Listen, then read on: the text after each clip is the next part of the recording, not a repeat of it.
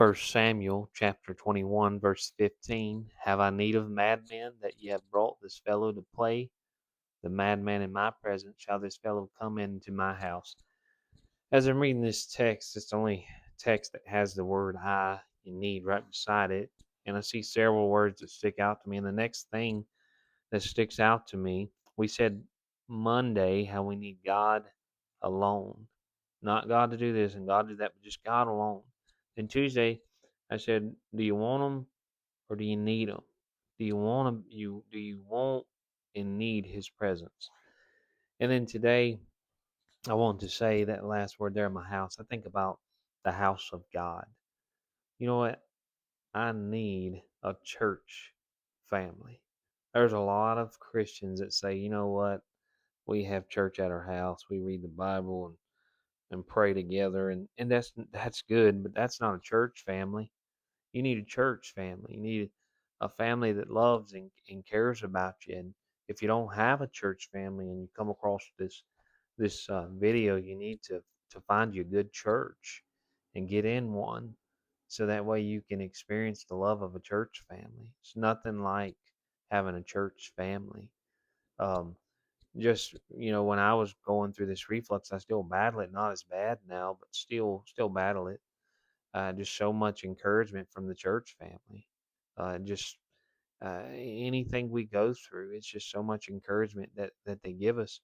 And then when people go through problems and trials and storms, I try to encourage people. I try to find sermons that encourage people, and that's what it's about. It's about loving God and loving each other. And there's nothing like a church family. I heard a story about a man. His name's Mark. He had cancer. He was worried about his family, his children, and his wife. Just a young man.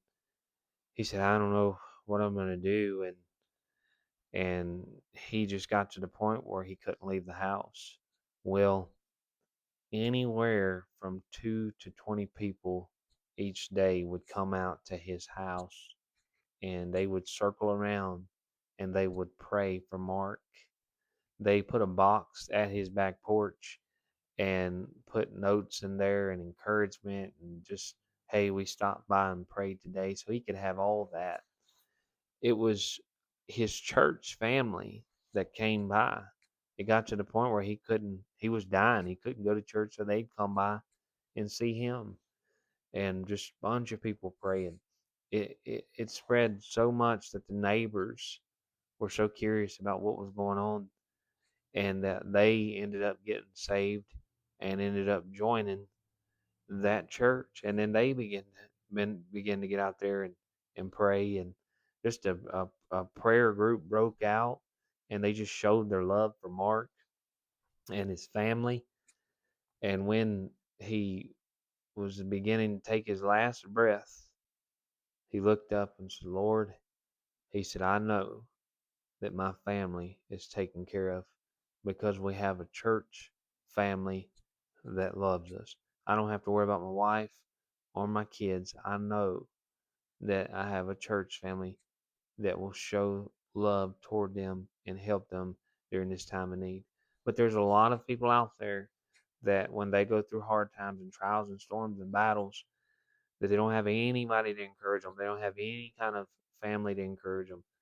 But we need a church family. And so you need to find you one. And, you say, well, I've been hurt. Yeah, we've been hurt everywhere. We've been hurt at McDonald's and you still go there. We've been hurt at Walmart and we still go there. Been hurt at the gas station, we still go there. Somebody didn't, then maybe they cheated you out of something, you still go there.